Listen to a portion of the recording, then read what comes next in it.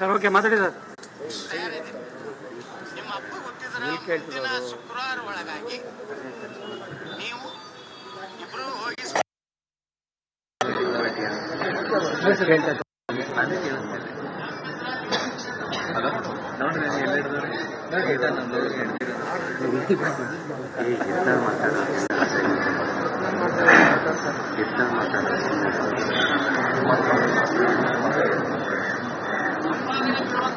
ಚೊಳೆ ಮಗ ಭಾರತ್ ಮಾತಾ ಕಿ ಜೈ ಅಂತ ಪಾಕಿಸ್ತಾನ ಮುರ್ದಾಬಾದ್ ಅಂತ ಅಲ್ಲೆಲ್ಲಾ ಕೂಡಿದವ್ರು ಹಲಾಲ್ ಕೋರ್ರು ಹರಾಮ್ ಕೋರ್. ಅವ್ ಇಂಡಿ ಶಾಸಕ ಒಂದು 400-500 ಟೆಂಪೋ ಇದು ತಂದಾನ ಸಾಬ್ರನ್ನ ಬಿಜಾಪುರಕ್ಕೆ.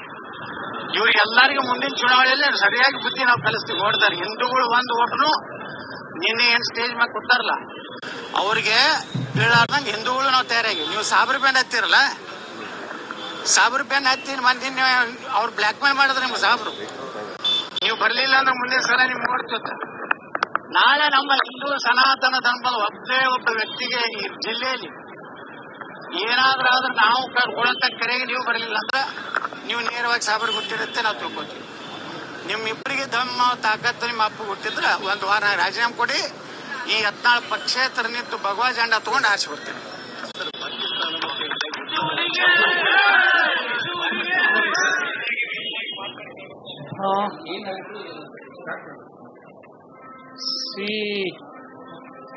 ಬಹಳ ದಿವಸದ ಹಿಂದೇನಿಲ್ಲ, ಇತ್ತೀಚೆಗೆ ಯತ್ನಾಳ್ ಅವರು ಮೊಹಮ್ಮದ್ ಪೈಗಂಬರ್ ಬಗ್ಗೆ ಹುಬ್ಳಿಯಲ್ಲಿ ಏನೋ ಮಾತನಾಡಿದ್ರು.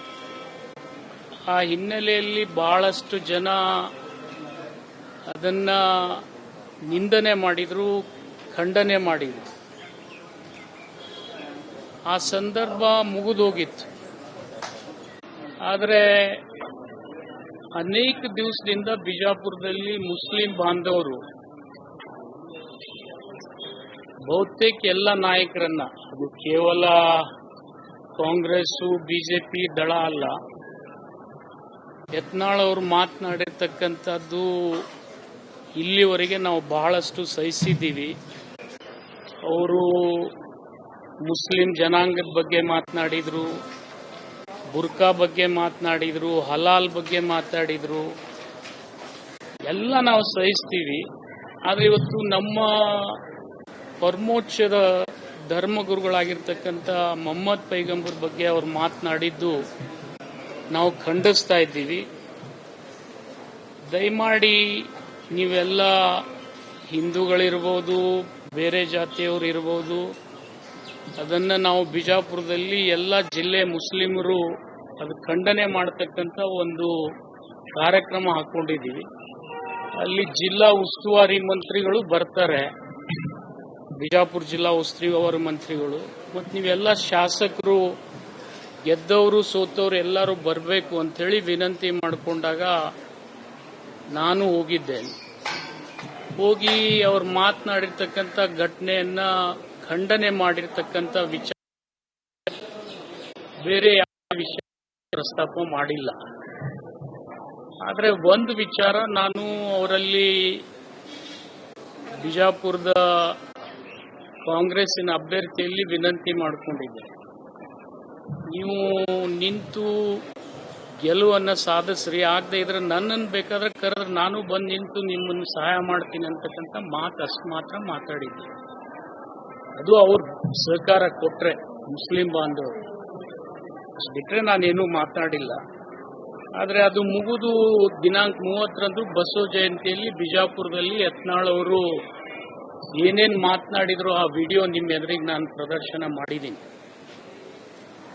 ಮಾಡಿದಲ್ಲಿ ನನಗೆ ಒಂದು ನೋವೇನಾಗಿದೆಪ್ಪ ಅಂತಂದ್ರೆ, ಇವತ್ತು ವೈಯಕ್ತಿಕ ನನ್ನ ಕುಟುಂಬದ ಬಗ್ಗೆ ಅಥವಾ ನನ್ನ ಬಗ್ಗೆ ಮಾತನಾಡಿದರೆ ನನಗೇನು ಅನ್ನಿಸ್ತಿರ್ಲಿಲ್ಲ. ಒಂದು ಘಟನೆಯನ್ನು ಅವ್ರು ಮೆಲುಕು ಹಾಕಿದ್ದಾರೆ. ಏನಪ್ಪ ಅಂದರೆ, ನಮ್ಮ ಪೂರ್ವಜರು ಮೊದಲು ಬೇರೆ ಅಡ್ಡೆಸರನ್ನು ಇಟ್ಕೊಂಡಿರ್ಬೋದು, ಅದೇನು 14ನೇ ಶತಮಾನದಿಂದ ಬೇರೆ ಬೇರೆ ಊರಿನ ಹೆಸರಿರುತ್ತೆ. ಯಾರು ಮಹೇಶ್ ತೆಂಗಿನಕಾಯಿ ಅಂತಿದೆ, ಲಿಂಬಿಕಾಯಿ ಅಂತಿದೆ, ಇಂಥವೆಲ್ಲ ಹೆಸರು ಯಾರ್ಯಾರೋ ಏನೇನೋ ಅವರು ಆ ಸಂದರ್ಭದಲ್ಲಿ ಯಾವುದು ಔಚಿತ್ಯ ಇರ್ತದೆ ಅದನ್ನ ಇಟ್ಕೊಂಡಿದ್ದಾರೆ. ನಮ್ಮ ತಂದೆಯವರು ಕೂಡ ಪಾಟೀಲ್ರಾಗಿದ್ದು ಘಟನೆ ಎಂದಾಗಿದ್ದಾರೆ ನನಗೆ ಗೊತ್ತಿಲ್ಲ. ನಾನು ಹುಟ್ಟಿದಾಗ ಮಾತ್ರ ನಮ್ಮ ತಂದೆಯವರು ಪಾಟೀಲ್ ಅಂತ ಇದ್ರು, ಹಚ್ಚಡೋದಂತೇನು ಇರಲಿಲ್ಲ. ಮತ್ತು ಬಹುತೇಕ ಏನು ಈಗ ಬಿಜಾಪುರ್ನಾಗ ಇನ್ನೂ ಇಬ್ಬರು ಪಾಟೀಲ್ರದಾರೆ, ಅವರು ಕೂಡ ಮೊದಲು ಪಾಟೀಲ್ರಿರಲಿಲ್ಲ, ಅವ್ರಿಗೂ ಬೇರೆನೇ ಇರಬೇಕು. ಯಾಕಂದ್ರೆ ಅದು ಹೇಳಬ್ರು ಅಂತ ಇರ್ತಾರೆ ನಮ್ಮಲ್ಲಿ, ಅವರಲ್ಲಿ ಇತಿಹಾಸ ಸಿಗ್ತದೆ. 14ನೇ ಶತಮಾನದಿಂದ ನಮ್ಮ ಜನರ ಇತಿಹಾಸ ಇಟ್ಕೊಂಡಿದ್ದಾರೆ ಅವರೆಲ್ಲ. ಅವರಲ್ಲಿ ಯಾರು ಕೂಡ ಪಾಟೀಲ್ರಿಲ್ಲ. ಪಾಟೀಲ್ರು ಅಂತಕ್ಕಂಥದ್ದು ಇದೇ 19ನೇ ಶತಮಾನದಲ್ಲಿ ಪ್ರಾರಂಭ ಆಗಿದೆ. ಅದು ಬದಲಾವಣೆ ಮಾಡ್ಕೊಳ್ತಕ್ಕಂಥದ್ದು ಎಲ್ಲರಿಗೂ ವೈಯಕ್ತಿಕ ಅಧಿಕಾರ ಇದೆ, ಕಾನೂನುಬದ್ಧವಾಗಿ ಮಾಡ್ಕೊಂಡಿರ್ತಾರೆ. ಅದನ್ನ ನಿಂದನೆ ಮಾಡ್ತಕ್ಕಂಥ ಮಟ್ಟಕ್ಕೂ ಇವ್ರು ಹೋಗಿದ್ದಾರೆ. ಮತ್ತು ಇನ್ನೊಂದು ನನಗೊಂದು ನೋವು ಅನ್ನಿಸ್ತದೆ, ಯತ್ನಾಳ್ ಅವರು ತಂದೆಯವರು ನಮ್ಮ ತಂದೆಯವರು ಭಾಳ ಆತ್ಮೀಯರು, ಇನ್ನೂ ಬಿಸ್ನೆಸ್ ಪಾರ್ಟ್ನರ್ಸೇ ನಾವು. ಆದರೆ ರಾಜಕೀಯವಾಗಿ ಅವರು ನನ್ನನ್ನು ನಿಂದನೆ ಮಾಡಲಿ, ನನಗೇನು ಅಭ್ಯಂತರ ಇಲ್ಲ, ಸವಾಲು ಹಾಕಲಿ, ಅದ್ರ ಬಗ್ಗೆನೂ ಅಭ್ಯಂತರ ಇಲ್ಲ.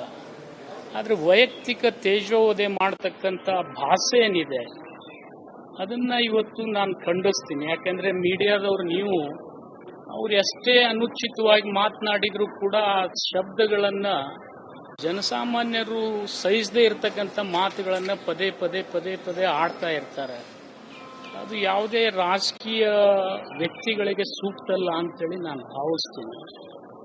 ಜೊತೆಗೆ ಅವರು ಒಂದು ಸವಾಲು ಹಾಕಿದ್ರು, ನೀವು ಸ್ಪೀಕರ್ಗೆ ರಾಜೀನಾಮೆ ಕೊಟ್ಟು ನನ್ನ ವಿರುದ್ಧ ಸ್ಪರ್ಧೆ ಮಾಡಿ ಗೆದ್ರೆ ನಾನು ರಾಜಕೀಯ ಬಿಡ್ತೀನಿ, ಇಲ್ಲದೆ ಇದ್ರೆ ನೀವು ರಾಜಕೀಯ ಬಿಡ್ರಿ ಇಬ್ರು ಅಂತ ಹೇಳಿದ್ದಾರೆ. ಆ ಹಿನ್ನೆಲೆಯಲ್ಲಿ ಇವತ್ತು ನಾನು ಬಸವನ ಬಾಗೇವಾಡಿ ಕ್ಷೇತ್ರಕ್ಕೆ ರಾಜೀನಾಮೆಯನ್ನ ಸ್ಪೀಕರ್ಗೆ ಸಲ್ಲಿಸಿದ್ದೀನಿ. ಬಟ್ ಪಾಟೀಲ್ ಅಂತಕ್ಕಂಥ ಸರ್ನೇಮ್ ಬಗ್ಗೆ ನಾನು ಹುಟ್ಟಿದಾಗೆ ನಮ್ಮ ಅಪ್ಪ ಪಾಟೀಲ್ರಿದ್ರು. ಮತ್ತಿನ್ನ ಅವ್ರು ಯಾವ ರೀತಿಯಿಂದ ಇದನ್ನ ಈ ಹಚ್ಚಡದ ಅಂತಕ್ಕಂಥ ವಿಷಯ 1999ರಲ್ಲಿ ನಾನು ಇನ್ನೊಬ್ರಿಗೆ ಸೋಲಿಸಿದ್ದೆ. ಅವ್ರು ಇದನ್ನ ಪ್ರಚಾರ ಮಾಡಿ ಪ್ರಯತ್ನ ಮಾಡಿದ್ರೆ ಏನೇನೋ, ಆದರೆ ಅದು ಆಗಲಿಲ್ಲ. ಆದರೆ ಅವ್ರು ಇವ್ರಿಗೆ ಸಹಾಯ ಮಾಡಿರ್ಬೋದು, ಅದ್ರ ಬಗ್ಗೆ ನಾನು ಈಗ ಹೇಳಕ್ಕೆ ಹೋಗೋದಿಲ್ಲ. ಇದನ್ನೆಲ್ಲ ಕೆಣಕ್ಲಿಕ್ಕೆ ಅದನ್ನು ನಾನು ಹೆಚ್ಚಿಗೆ ಹೇಳಕ್ಕೆ ಹೋಗೋದಿಲ್ಲ. ಆದರೆ ಇವತ್ತು ಅವ್ರ ಸವಾಲು ಸ್ವೀಕಾರ ಮಾಡಿ ನಾನು ರಾಜೀನಾಮೆ ಕೊಟ್ಟಿದ್ದೀನಿ. ಯತ್ನಾಳ್ ಅವರಲ್ಲಿ ಇಷ್ಟೇ ವಿನಂತಿ ಮಾಡ್ಕೊಳ್ತೀನಿ, ನೀವು ನನ್ನ ವಿರುದ್ಧ ನಿಲ್ಲು ಅಂತ ಹೇಳಿದ್ದೀರಿ. ನಾನು ಹೇಗೆ ರಾಜೀನಾಮೆ ಕೊಟ್ಟಿದ್ದೀನಿ ಹಾಗೆ ನೀವು ರಾಜೀನಾಮೆ ಕೊಡಿ ಬಿಜಾಪುರ ಕ್ಷೇತ್ರಕ್ಕೆ. ನೀವು ಅಲ್ಲಿ ಬಂದು ನಿಂದ್ರಂದ್ರೆ ಅಲ್ಲಿ ನಿಲ್ತೀನಿ, ಅಥವಾ ನೀವು ಬಸವನ ಬಾಗೇವಾಡಿಗೆ ಬಂದು ನಿಲ್ತೀನಿ ಅಂದರೆ ಬಸವನ ಬಾಗೇವಾಡಿಗೆ ಬಂದು ನಿಲ್ಲಿಕ್ಕೆ ನಾನು ತಯಾರಿದ್ದೀನಿ. ಆ ಸವಾಲು ಸ್ವೀಕಾರ ಮಾಡಿ ಇವತ್ತು ನನಗೊಂದು ಗಡುವು ಹಾಕಿದ್ರು ಅವರು. ಈ ಶುಕ್ರವಾರ ಒಳಗಾಗಿ ನೀವು ಕೊಡದೇ ಇದ್ರೆ ನೀವು ನಿಮ್ಮಪ್ಪಗೆ ಹುಟ್ಟಿಲ್ಲ ಅಂತಕ್ಕಂಥ ಮಾತು ಪದೇ ಪದೇ ಇದನ್ನ ವೇದಿಕೆ ಮೇಲೆ ಮಾತಾಡ್ಕೊತ ಹೋಗ್ತಿದ್ರು. ಅದು ಬೇಡ, ಅದು ಒಂದು ಅಂತ್ಯ ಆಗಬೇಕು. ರಾಜಕೀಯವಾಗಿ ನಾನರೇ ಬದುಕಬೇಕು, ಅವರೇ ಬದುಕಬೇಕು. ಆ ಜನ ಆ ಕ್ಷೇತ್ರ ಬಿಜಾಪುರದವರೇ ಇರಲಿ, ಬಾಗೇವಾಡಿಯವರೇ ಇರಲಿ, ಅವ್ರು ನಿರ್ಣಯ ಮಾಡ್ತಾರೆ. ಅವ್ರ ಕೈಯಲ್ಲಿ ಮಾತು ನಾನು ಕೊಡಬೇಕಂತಕ್ಕಂಥ ದೃಷ್ಟಿಕೋನದಿಂದ ಇವತ್ತು ನಾನು ರೆಸಿಗ್ನೇಷನ್ ಕೊಟ್ಟಿದ್ದೀನಿ. ಸ್ಪೀಕರ್ ಅವ್ರಿಗೆ ವಿನಂತಿ ಮಾಡ್ಕೊಂಡಿದ್ದೀನಿ, ಅವ್ರು ಕರೆದು ಅವ್ರನ್ನೂ ಕೇಳಿ ಅವ್ರು ಏನು ರಾಜೀನಾಮೆ ಕೊಡ್ತಾರೆ ಅದಕ್ಕಿಂತಲೂ ಒಂದು ತಾಸು ಮೊದಲೇ ನನ್ನ ರಾಜೀನಾಮೆಯನ್ನು ಎಕ್ಸೆಪ್ಟ್ ಮಾಡಿ ಕಳಿಸಿ ಅಂತೇಳಿ ಅವರಲ್ಲಿ ವಿನಂತಿ ಮಾಡ್ಕೊಂಡಿದ್ದೀನಿ. ಆಗಬೇಕು, ಯಾಕೆಂದ್ರೆ ಕಾನೂನುಬದ್ಧವಾಗಿ ಅವರೇ ಹೇಳಿದ್ದಾರೆ. ಅದಕ್ಕೆ ನಂದು ಅವ್ರು ಬೇಕಾದ್ರೆ ನಂದೇ ಅವ್ರಕ್ಕಿಂತ ಮೊದಲು ಎಕ್ಸೆಪ್ಟ್ ಆಗಲಿ, ಸಾರ್ವಜನಿಕವಾಗಿ ಅವರು ಬಂದು ಉತ್ತರ ಕೊಡ್ಲಿ. ಅದನ್ನ ನಾನು ಈಗ ಹೇಳೋದಿಲ್ಲ, ಅದು ನೀವು ನಿರ್ಣಯ ಮಾಡ್ತಾರೆ, ಅಲ್ಲಿ ಸಮಾಜ ನಿರ್ಣಯ ಮಾಡ್ತಾರೆ. ಈಗ ಅವ್ರ ಸವಾಲಂತರೂ ನಾನು ಸ್ವೀಕಾರ ಮಾಡಿದ್ದೀನಿ. ನಾನು ರೆಸಿಗ್ನೇಷನ್ ಹೋಗಿ